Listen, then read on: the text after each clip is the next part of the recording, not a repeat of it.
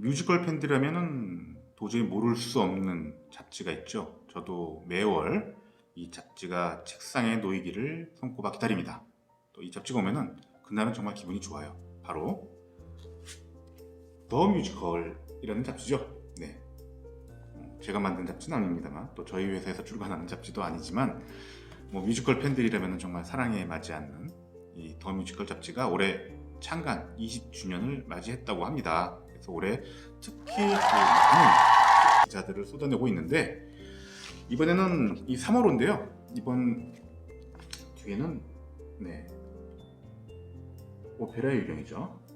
이게 저희가 뒷면이고 속칭 백면이라고 하죠. 사진이 반전되어 나오긴 합니다만은 이번에 그 더 뮤지컬 3월호의 표지는 누군지 아시겠습니까? 예, 김선영 배우입니다. 김선영 배우가 표지로 등장을 했죠. 김선영 배우의 별명이 여왕이죠. 뮤지컬계를 보면은 뭐 여신들이 참 많이 계십니다. 무슨 여신, 또 무슨 여왕도 많이 계시죠. 그런데 앞뒤 딱 잘라서 그냥 여왕이라고 불리는 배우는 김선영 배우가 유일하지 않을까 하는 생각을 합니다.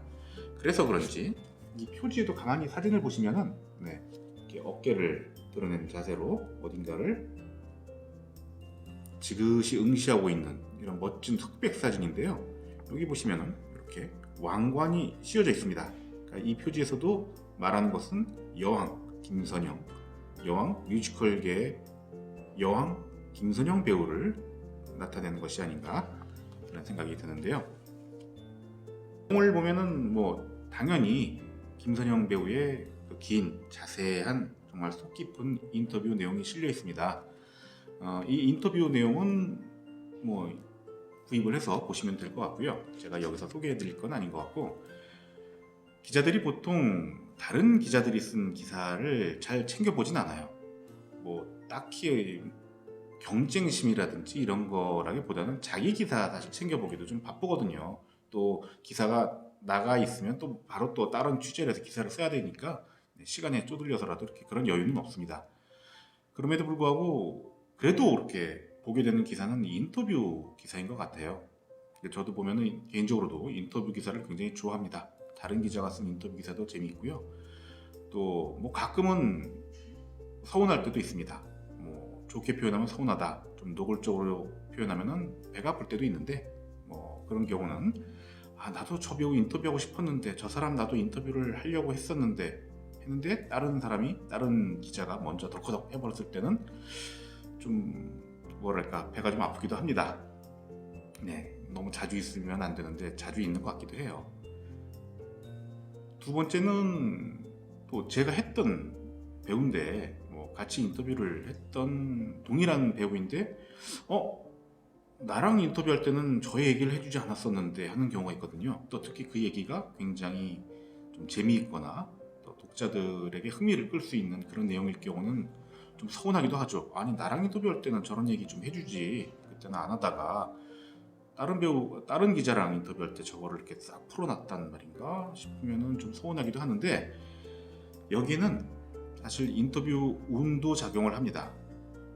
요즘에는 기자와 배우가 이렇게 1대1로 인터뷰를 하는 기회가 좀 예전보다는 많이 줄었고 매체들도 많아지고 하다 보니까 라운드 인터뷰가 트렌드죠. 라운드 인터뷰라고 하는 것은 뭐 언젠가 말씀을 드린 적도 있는 것 같은데, 배우나 이거 인터뷰 한 명이 있으면은 적게는 2명, 많게는 대여섯 명, 진짜 많게는 뭐 10여 명까지 이렇게 일대 다가 인터뷰를 하는 경우죠.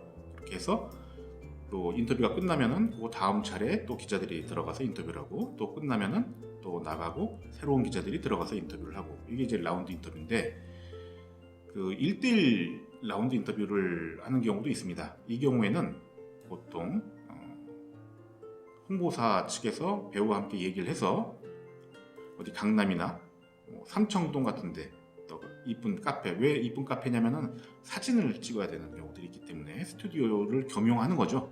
그래서 그 카페를 대여를 해서 아침부터 오후까지 그 기자들을 이제 순서대로 쭉 라운드처럼 1대1 인터뷰를 진행을 합니다. 그럴 때 이제 첫 번째 가장 먼저 시작하는 기자들이 있죠. 저도 그걸 제법 했던 편인데 첫 번째면은 이제 속칭 일바, 일바 기자는 장점과 단점이 있습니다.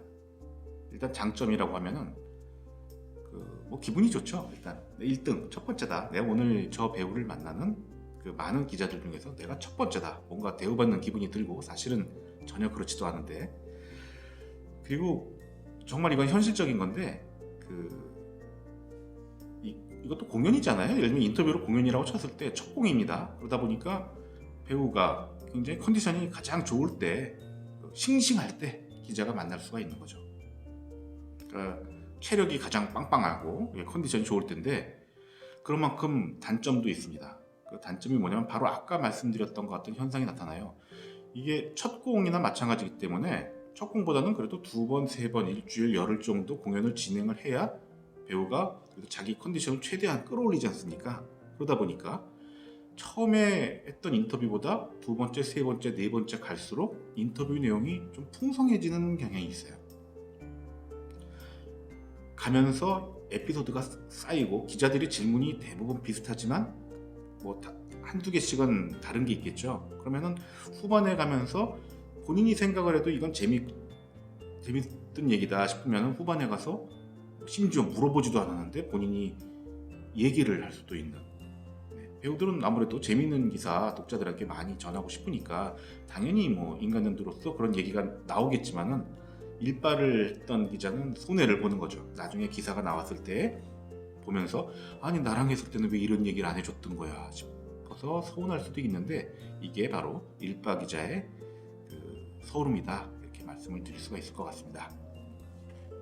오늘 제가 김선영 배우랑 했던 예전 인터뷰를 한 토막 부분을 소개를 해드릴까 하는데요. 바로 2018년도 뮤지컬 메디슨 카운티의 다리에서 김선영 배우를 만났을 때입니다. 이때 김선영 배우가 주인공 프란체스카 역을 맡고 있었죠. 프란체스카는 미국 아이오와주의 정말 옥수수밭이 쫙 깔려있는 시골 마을에 평범하지만 또 전혀 평범하지 않은 아주 매력적인 여성 프란체스카 역할을 맡았었죠. 이 메디슨 카운티의 다리는 아마 많은 분들이 기억하시겠지만 명배우 멜리 스트립과 클린트 이스트우드가 주연을 했던 1995년도 영화가 사실 세계적으로 제일 유명합니다. 김선영 배우도 이 영화를 당연히 봤다고 하는데요. 김선영 배우가 메릴 스트립을 굉장히 자기가 가장 좋아하는 배우 중에 한 명으로 일찍부터 이 작품을 하기 훨씬 전부터 인터뷰를 통해서 많이 밝힌 바가 있어요. 그래서 오늘은 김선영 배우가 자신이 좋아하는 어쩌면 롤모델로 삼고 있을지 모르는 메릴 스트립이라는 배우에 대해 언급한 부분이 있어서 그 부분을 소개를 해드릴까 합니다. 이때 이 인터뷰는 메디슨 카운티의 다리가 공연되었던 그 잠실의 샤롯데 시어터 프란체스카 분장실에서 제가 인터뷰를 했었는데요. 이렇게 배우들이 분장실에서 인터뷰를 진행하는 일은 그렇게 흔하진 않습니다. 분장실은 사실 개인 공간이고 자기 방, 집 같은 느낌이잖아요. 그래서 저희 같은 기자들도 배우가 분장실에서 인터뷰를 진행하고 싶다라고 하면은 속으로 굉장히 쾌재를 부릅니다. 뭔가 집에 초대받은 느낌, 그런 대우받는 느낌, 뭐 사랑받는 느낌, 뭐 이런 느낌이 들어서 더 정말 준비를 더 열심히 해가지고 가게 되는데요. 자, 당시에 어떤 내용이 또 어떤 이야기를 김선영 배우가 했었는지 한번 들어보시죠. 이 영화 보신 분이 많으실 거예요. 네. 클린트 이스트우드하고 메릴 스트립 나온 영화인데 같은 내용의 같은 제목의 뮤지컬을 만드는 작품인데 배우들 보면 이렇게 영화가 먼저 있을 경우에 영화를 몇 번이고 보면서 분석하고 연구하는 그런 배우가 있는가 하면은 혹시나 또 선입견이나 영향을 받을까봐 아예 안 봤다는 배우들도 있거든요. 김선영 배우는 어떠셨어요? 저는 이미 그 영화를 한 15년 전에 봤어요. 네. 그랬는데 이번에 작품 하면서는 일부러 안 봤어요. 왜냐면 후자 쪽이시군요. 네. 안 보시죠. 그러니까 그게 꼭 뭔가 배제하기보다는 그 느낌이 너무 좋았고 거기에서 제가 기억되어졌던 아주 좋은 것들을 그냥 그대로 기억하고 뮤지컬의 또 다른 것을 좀 만나고 싶어서 일부러 안 본 것도 있어요. 아, 사실 그럼 너무 보고 싶었는데 조금 다른 이유로 안 보신 거기도 하네요. 그러니까 사실 너무 보고 싶었어요. 혹시나 다시 봤다가 감동이 덜 하실 수도 이게 갖고 계시던 기억에 좀 그럴 수도 있고. 아니, 그럴 수도 감동은 더 있을 것 같다는 더 생각도 있- 들었어요. 아, 그랬어요? 왜냐면 제가 원체 메릴 스트립을 좋아하고 그 말씀 언제 하신 적이 있어요? 예. 그리고 그 영화가 아마도 그렇게 오래됐음에도 불구하고 지금 보면 막 되게 또 막 이렇게 올 것 같다라는 예상이 들었는데 어쨌든 뮤지컬은 좀 구조나 형식이 다르기 때문에 제가 그 좋은 기억을 갖고 이 뮤지컬 조금은 다른 이 뮤지컬을 어떻게 조금 잘 만날 수 있을까에 대한 고민이 있다 보니 일부러 너무 보고 싶으면 안 본 것도 있어요. 그런 이유로 네. 이번에 안 보고 지금 메리 스트립이라는 배우 말씀을 하셨으니까 제가 어느 인터뷰 예전에 봤을 때 메리 스트립을 가장 좋아하는 배우 중에 한 명으로 꼽으셨던 그러고 보면 그 당시에 벌써 영화도 그러셨고 메리 스트립도 그렇고 메리스 카운티 다리를 하실 운명을 예견하셨나 봐요. 그러게요. 지금 하고 있는 거 보니 그게 진짜 운명이었을까요? 그 배우는 어떤 점에서 이렇게 매력을 느끼셨어요? 어찌 보면 제가 좋아하는 그 아주 그 밸런스 균형의 연기를 뭐 제가 그분 연기를 뭐 감히 평가할 수 없지만 그냥 뭔가 너무 넘치지도 않으면서 모자라지도 않은 그 아주 자연스럽지만 강렬한 그 무언가가 그분의 연기를 보고 있으면 그냥 모든 게 이렇게 다 그냥 채워지는 것 같은 느낌이 들어요. 제가 사실은 국내 배우 중에 송강호 씨도 굉장히 팬인데 사실 그분들이 매 작품마다 갑자기 무슨 다른 인간이 되진 않잖아요. 그들의 어떤 그 연기의 스타일이나 이런 것들이 계속 녹아 있음에도 불구하고 그들이 다음 작품에 뭐 다른 영화가 나온다면 막 기다려지고 보고 싶고 궁금하고 그러더라고요. 그렇죠. 배우가 가진 가장 큰 힘이 그거죠. 네.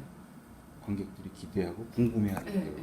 예. 김선영 배우께서 바로 그런 배우시잖아요. 아유. 그렇군요.